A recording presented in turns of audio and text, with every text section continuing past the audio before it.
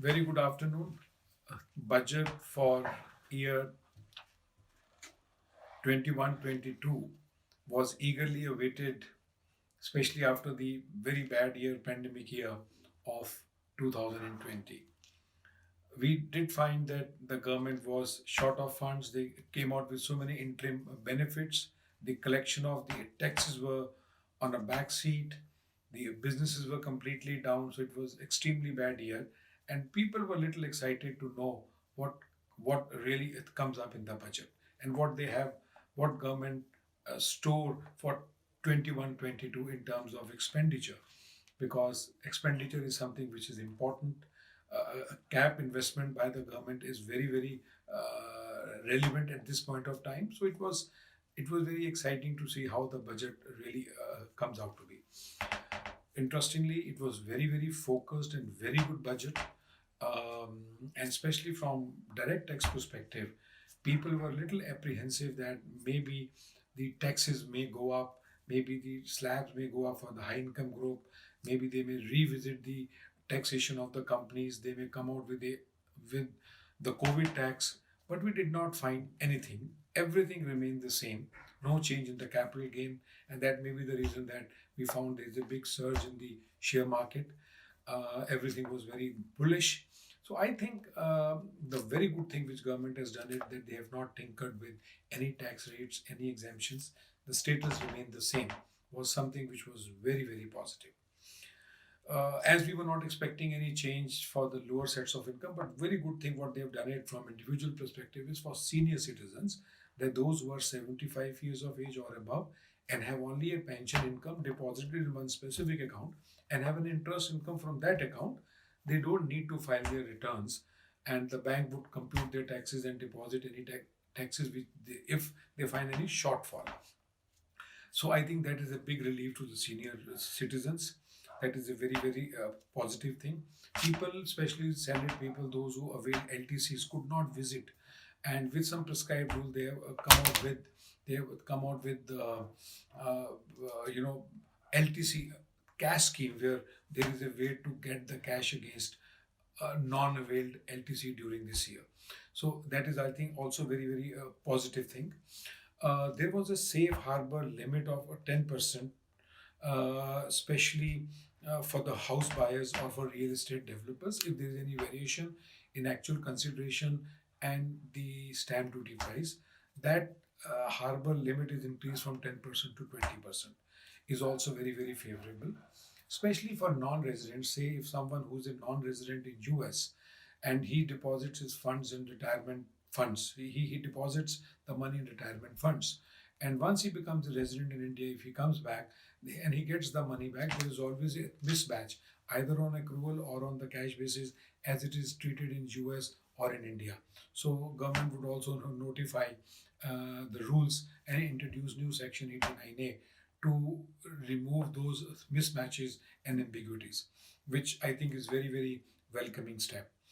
On the corporate side, as I said, the rates at right now 15 and 22% are the lowest in India for the corporate, so there was no scope for any increase or decrease. A good thing is that the MAT, they have rationalized the MAT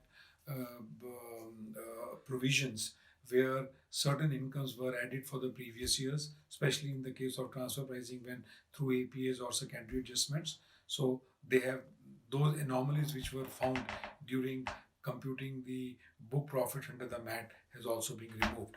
So these are some of the very positive steps. On the dispute resolution, as it was expected that new mechanism will come, right now it is introduced only for small taxpayers. If the return income is only up to 50 lakhs and the tax amount it was not exceeding 10 lakhs, maybe government wants to experiment on the smaller set of people with the small incomes, and if in case it will run successfully, then probably it may be extended on a larger income groups. But I think it's a good step, especially for small taxpayers, to avoid disputes and try to resolve the things through settlement by having a mechanism of dispute resolution committee. So I think that is something which is very interesting. On appeal side, as we all know that the faceless assessments and faceless CITPs have already been introduced in year 2021. Uh, to everyone's surprise, now they have also brought in faceless appeals in IT80. This would be very, very interesting. One would have to see how it would be implemented and how successful it would be, because IT80 being the last fact finding authorities, to what extent digitally it can really be managed. But I think the step is in right direction. Only thing would be that how successfully it can be implemented, for especially for startups, as government brought in 2016 section 80 IAC. When you get exemptions for 3 years out of 10 years consecutive 3 years exemptions, you get 100% exemption.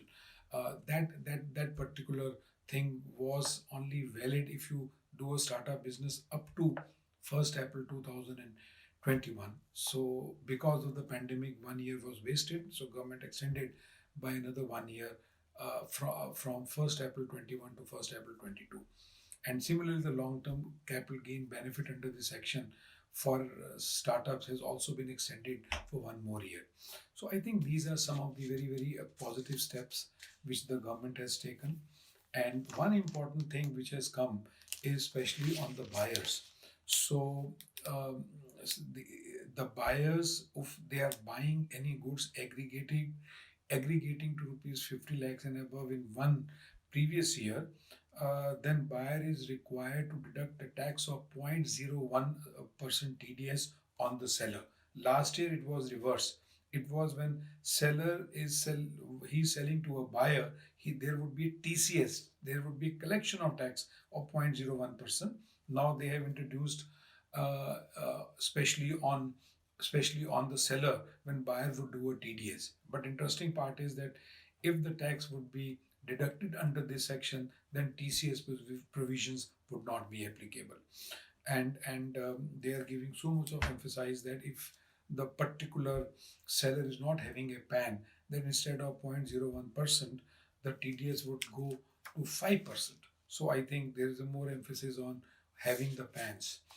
And the other interesting thing which has also come up is that if you are not filing your returns for last 2 years, the TDS and TCS rates would also go up, and they have increased the limits for non-filers.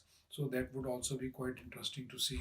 That that would also really enforce people to file their returns on time. Otherwise, they will have to face the higher TDS or higher TCS, which are collections of taxes. I think the if you look at the intention of the government is to ensure that TDS, TCS provisions at the transactional levels could really be tracked. Small taxes should be deducted so that one can track the full transactions. And then through the technology, they can reconcile in the returns to ensure that there are no evasions, there are no omissions of any important transactions. So I think these are some of the interesting developments. And in order to ensure, as we know, that the tax assessment need to be completed within 12 months from the end of the assessment year. Now again they have reduced to 9 months. So effectively, if you see over last 4 or 5 years, the law was within 2 years you need to complete the assessment, reduced from 24 months to 21 months, then to 12 months, and now finally it is reduced to only merely the 9 months, because everything is faceless, more efficient, and with the very little adjournments. They want people to be fully prepared before filing the returns. They could respond to any questions which are raised during the faceless. So they wanted to put pressure on the department to really ensure that complete the investigations and complete the assessments within the period of 9 months after the end of the concerned financial year.